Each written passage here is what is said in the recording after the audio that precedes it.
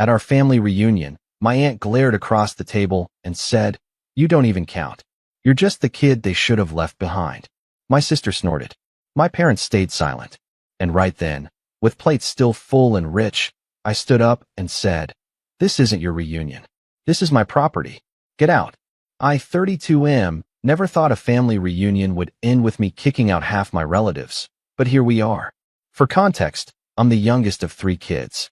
My older sister always acted like she was royalty, and my brother moved across the country years ago to avoid family drama. Growing up, I was the accident baby. My parents had me when they were 45, thinking they were done with kids. My aunt, my mother's sister, never let me forget it. The reunion was supposed to be at my parents' house like always, but 3 weeks before, Dad had a heart attack. Nothing fatal, but doctor's orders were clear: no stress, no hosting big events. Mom was panicking about canceling when I offered my place. Here's what nobody knew. 2 years ago, I bought a massive property outside town. 6 bedrooms, huge kitchen, acres of land. I'd been saving since college, working 2 jobs, investing everything. When the previous owner's family needed to sell quickly after his death, I made a cash offer. The whole family assumed I was still renting that tiny apartment downtown because I never corrected them. The morning of the reunion, I spent hours preparing. Catered food, rented tables, the works. When the first cars pulled up, I watched from the kitchen window as my relatives stared at the house in confusion. My cousin called someone, probably asking if she had the wrong address. Mom and Dad arrived first, and I could see the shock on their faces. Dad asked how I could afford such a place, and I explained about the savings, the investments, the years of living below my means. Mom looked proud but confused, like she was seeing me for the first time. Then my sister arrived with her husband and kids. She stepped out of her BMW, looked around, and I heard her asking Mom whose house this was. When Mom pointed to me through the window, my sister's face went through about 5 different expressions before settling on irritated. The afternoon started well enough. People were impressed with the house, the food, the setup.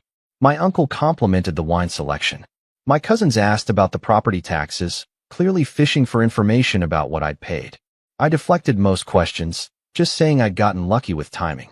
But then dinner started, and with it, the usual family dynamics. My aunt, who'd been drinking wine since she arrived, began her typical commentary. She started with small digs about how surprising it was that I could manage such a big event, considering how I'd always been the irresponsible one. My sister chimed in with stories about my teenage years, painting me as the family screw-up who never had his act together. I stayed quiet, serving food, refilling drinks. This was their pattern: build themselves up by tearing me down.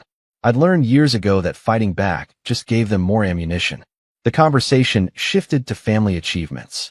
My sister talked about her husband's promotion, how they were looking at vacation homes.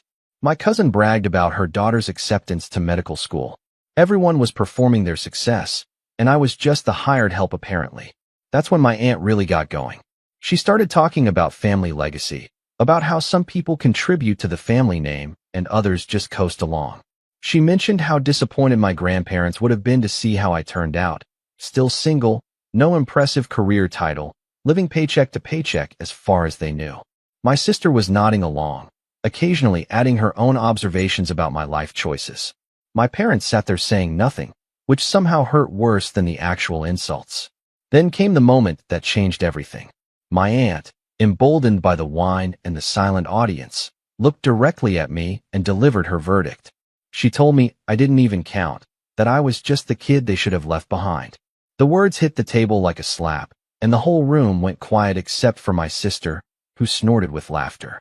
I looked around the table at these people, my family, sitting in my house, eating food I'd paid for, drinking wine from my cellar, and treating me like garbage. My parents just stared at their plates. My sister was still smirking.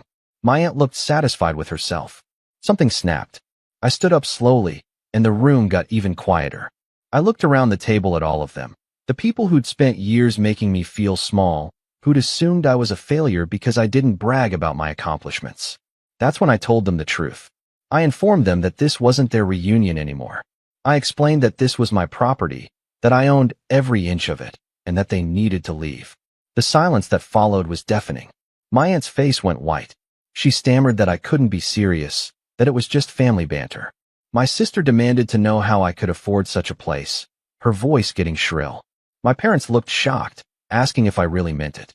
I absolutely meant it. I walked to the front door and held it open. I told them they had 10 minutes to get their things and go. My aunt tried to apologize, saying she'd had too much wine, that she didn't mean anything by it. My sister accused me of being dramatic, said I was ruining the family gathering over a joke. But it wasn't a joke. It was years of accumulated cruelty disguised as family tradition. Most of them left without much more protest, shooting me angry looks as they gathered their purses and jackets. My aunt was the last to go, still trying to convince me that I was overreacting. I stood at the door and watched her car disappear down the driveway. Only my parents remained, sitting at the now empty table surrounded by half-eaten plates of expensive catered food.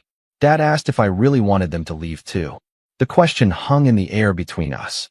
These were the people who'd raised me, but they were also the people who'd sat silent while I was verbally torn apart at my own table. I told them they could stay, but that we needed to talk. We spent the next hour having the most honest conversation we'd had in years. I explained how their silence over the years had hurt me, how it felt like they were endorsing the way my aunt and sister treated me. They apologized, said they'd always tried to keep the peace, but admitted they should have stood up for me. Mom cried a little, saying she'd had no idea I felt so alone in the family. Dad admitted he was proud of what I'd accomplished, but didn't know how to show it without seeming like he was taking sides. We cleared the dishes together, and for the first time in years, it felt like we were actually a family. Update 1. The fallout started the next morning. My phone was buzzing constantly with texts and calls from relatives demanding explanations, apologies, and in my sister's case, threats to ruin me socially in our family circle. My aunt sent a long text about how hurt she was, how she'd always considered me like a son, how I'd humiliated her in front of everyone. She conveniently forgot the part where she'd told me I should have been left behind. My sister was more direct. She called me pathetic, said I was having some kind of breakdown, and demanded to know how I'd really gotten the money for the house. She seemed convinced I'd done something illegal or unethical. I ignored most of it, but saved the messages. Something told me I'd need them later. The real surprise came from my cousins. 2 of them reached out privately to apologize and ask if we could talk. Apparently, my aunt and sister had been treating others in the family the same way for years, and seeing someone finally stand up to them had been cathartic. My cousin Sarah told me she'd wanted to leave her own wedding early because my aunt spent the entire reception criticizing her dress, her choice of venue, even her husband. She said watching me kick them out was the most satisfying thing she'd seen in years. But the biggest shock came 3 days later when my brother called from Seattle. He'd heard about the reunion through Mom, and instead of being angry, he was proud of me. He confessed that one of the reasons he'd moved so far away was to escape the family dynamics, especially my aunt's constant criticism and my sister's need to be the center of attention. He told me something I'd never known. Years ago, when he'd gotten his first big promotion, my aunt had actually tried to convince our parents that he was getting too big for his britches and needed to be brought down a peg. He'd overheard the conversation and realized that no success would ever be enough for some people in our family. We talked for 2 hours, and for the first time, I understood that I wasn't the only one who'd felt like an outsider. Update 2. 2 weeks after the reunion, my sister escalated things. She'd apparently been doing research, trying to figure out how I'd afforded the house. She called my old landlord, my bank, even contacted my employer asking questions about my salary. When that didn't give her the ammunition she wanted, she decided to create her own narrative. She started telling people that I must be involved in something shady, drug dealing, money laundering, fraud. She had no evidence, but she spread the rumors at her book club, her kids' school events, anywhere she could find an audience. The rumors eventually made it back to me through my cousin Sarah, who was horrified. She told me my sister had even suggested to some relatives that they should be concerned about being associated with me if I was involved in illegal activities. That's when I decided to fight back. I'd been planning to keep my financial success private, but my sister had forced my hand. I gathered documentation, bank statements showing years of consistent savings, investment account records, pay stubs from my 2 jobs, even the real estate transaction showing I'd paid cash. Then I created a family group chat with everyone who'd been at the reunion. I shared everything. Every bank statement, every investment return, every pay stub from the years I'd worked 60-hour weeks while living in a studio apartment and eating ramen. I showed them the timeline of my savings, how I'd lived on less than 30% of my income for years, how I'd researched and made smart investments. The response was immediate and devastating for my sister. Suddenly, everyone could see that not only was I completely legitimate, but I'd been more financially disciplined and successful than any of them realized. My uncle commented that he was impressed by my investment strategy. My cousin asked for advice about his own savings plan. My sister went quiet in the chat, but I wasn't done. I posted screenshots of her texts calling me pathetic and threatening to ruin me. I included her accusations about illegal activity and her attempts to investigate my finances behind my back. Then I asked a simple question. If she was really concerned about illegal activity, why hadn't she gone to the police instead of spreading rumors? The chat exploded. Relatives who'd initially been neutral started calling out my sister's behavior. My aunt tried to defend her, but even she had to admit that spreading unfounded accusations about criminal activity was crossing a line. My sister left the group chat, but the damage was done. The family had seen exactly who she was, and more importantly, who I'd become despite years of their doubt. Update 3. A month later, the family dynamics had completely shifted. My parents started visiting regularly, usually bringing dinner and staying to help with projects around the property. Dad, recovered from his heart attack, seemed to find purpose in helping me build raised garden beds and repair fencing. Mom decorated the guest rooms and started referring to visits as going to our son's estate. My brother flew in for a long weekend, and we spent hours walking the property and talking about everything we'd never discussed. He was considering moving back to the area, partly because he felt like the family was finally becoming healthy enough to be around. My cousin Sarah asked if she could have her daughter's graduation party at my place. When I agreed, she cried and told me it meant the world to her to have a family celebration somewhere she felt safe and supported. But the biggest change was in how I saw myself. For years, I'd internalized my aunt's criticism and my sister's dismissal. I'd achieved financial success, but felt like a failure because they'd convinced me that quiet accomplishment wasn't real accomplishment. That you had to perform your success, brag about it, make others feel small to prove your worth. Kicking them out wasn't just about defending myself. It was about refusing to let their toxicity poison my space and my relationships with the family members who actually cared about me. My sister eventually reached out through Mom, asking if we could move past this. She wanted to bring her family for Thanksgiving, like nothing had happened. Mom asked what I thought, and I realized I had a choice to make. I told Mom that my sister was welcome to come, but only if she was ready to apologize, not just to me, but to the other family members she'd hurt over the years. And more importantly, if she was ready to change how she treated people. Mom relayed the message, and my sister's response was exactly what I expected. She said she had nothing to apologize for, that everyone was being too sensitive, and that I was power tripping because I had a nice house now. So I made my decision. I told Mom that anyone who wanted a relationship with me needed to treat me with basic respect. It wasn't about the house or the money. It was about human decency. Thanksgiving was small that year.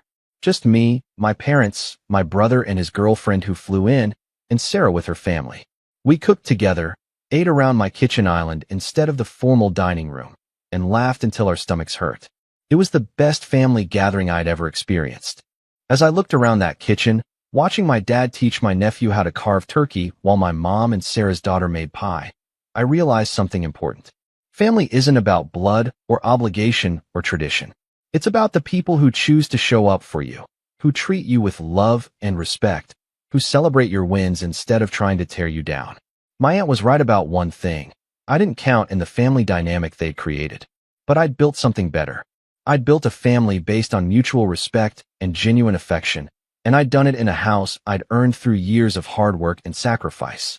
The kid they should have left behind had become the man who brought everyone home. Looking back now, 6 months later, I don't regret a single moment of that confrontation. Sometimes the most loving thing you can do for yourself, and for the people who truly care about you, is to refuse to accept treatment that diminishes your worth.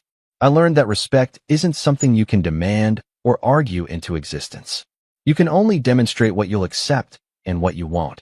That night, surrounded by the ruins of expensive catered food and the silence of people who'd underestimated me for years, I finally learned to value myself the way I deserved. And sometimes, that's the greatest revenge of all, not destroying the people who hurt you, but building a life so fulfilling that their opinions become irrelevant.